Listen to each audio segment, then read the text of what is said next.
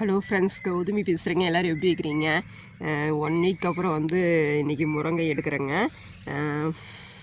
பார்த்திங்கன்னா இப்போ தான் பொறிக்கலான்ட்டு உள்ளே வந்தேங்க. ஏன்னா ரொம்ப நேரமே வந்தாலும் பனி தண்ணி உள்ளே இருக்குங்க. அப்புறம் ரொம்ப பதவலாக இருக்குங்களா, ரொம்ப மழை பெஞ்சு பார்த்திங்கன்னா ஃபுல்லாக பில்லு பதவலாக அது இதுன்னு இருக்குங்க.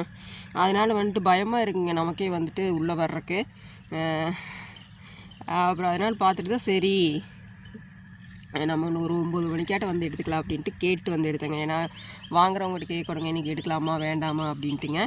அப்புறம் அவங்க எடுக்க சொன்னங்காட்டி சரி எடுக்கலாம் அப்படின்ட்டு வந்தேங்க. இப்போ 60 ரூபாய்க்கு போயிட்டுருக்குங்க ரேட்டு. கேட்க அப்படி தான் சொன்னாங்க. ஒட்டஞ்சத்தர் ரேட் பார்த்திங்கன்னா 60 ரூபாய்ன்னு சொல்கிறாங்க. இன்றைக்கி பொறிச்சு போட்டு இன்றைக்கி ஈவினிங் கேட்டோம்னா சொல்லுவாங்க. அவங்க எடுக்க வர்றது ஈவினிங் அப்படின்னா அந்த டைமில் சொல்லுவாங்க என்ன ரேட்டுன்ட்டு.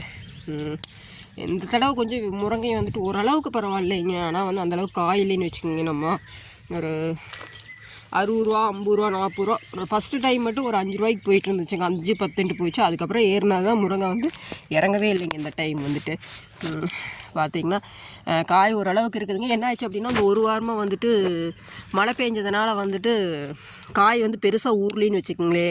அப்படியே எப்படி இருந்துச்சோ அதே சைஸில் தான் இருக்குங்க. இல்லைன்னு நல்லா ஊறிடுங்க. சரி அப்படின்ட்டு எடுக்கலாம் அப்படின்ட்டுங்க. அப்புறம் வாங்குறவங்க என்ன சொல்லுவாங்க தெரியுங்களா, கீழேலாம் பயமாக இருக்கும் பாருங்கள், எனக்கு கீழே ஏதாச்சும் பாம்பு இருக்குமா அப்படின்ட்டு பார்த்துட்டே தான் பொறிக்கணுங்க. வாங்குறவங்க என்ன சொல்லுவாங்க தெரியுங்களா, இந்த மாதிரி காய் தான் வேணும்னு சொல்லுவாங்க. கொஞ்சம் பெரிய காயாக இருந்துருச்சுன்னு வைங்க, ஓரளவுக்கு ரொம்ப பெரிய காய் காட்டுறோம் பாருங்க.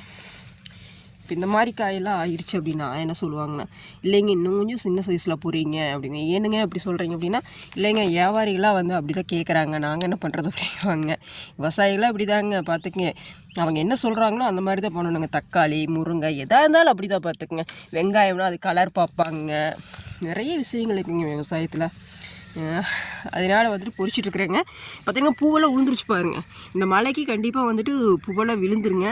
இனி சீசன் 3 மாதத்துக்கு கஷ்டம்தாங்க. முருங்கை விலை பயங்கர ஹை ரேட்டில் போயிருப்பாருங்க. 100க்கு மேலே தான் போகுங்க. ஏன்னா அந்தளவுக்கு எங்கேயுமே காய் கிடைக்காதுங்க. பனிக்காலம் முடிகிற வரைக்கும், மார்ச் வரைக்குமே மாசியில் தானே பனி முடியுதுங்க. அது வரைக்குமே கொஞ்சம் கஷ்டம்தாங்க. அதுக்கப்புறம் ஓரளவுக்கு வந்துடுங்க. அதனால் பொறிச்சிட்ருக்குறாங்க. அந்த மேலே போகிறக்கெல்லாம் கொழுந்து கிள்ளணுங்க. கிள்ளாமல் விட்டங்காட்டி மேலே ஹைட்டில் வளர்ந்து போயிடுச்சுங்க. அதெல்லாம் கிள்ளி விட்டோம்னா சைடில் அப்படியே கனவு தளைஞ்சு அப்படியே வளருங்க. Okay friends, thank you. இன்றைக்கி இந்த வேலை தாங்க. என்ன ஒரு 60 கிலோ 70 கிலோ கிட்டத்தட்ட வருங்க. சரி எடுத்துடலாம் அப்படின்ட்டுங்க. இல்லைனா பிசுன்னு விழுந்துருங்க. அப்புறம் அதுக்கு நம்மளுக்கு கழிப்பாங்க, ரேட் கம்மியாகுங்க. Okay friends, thank you.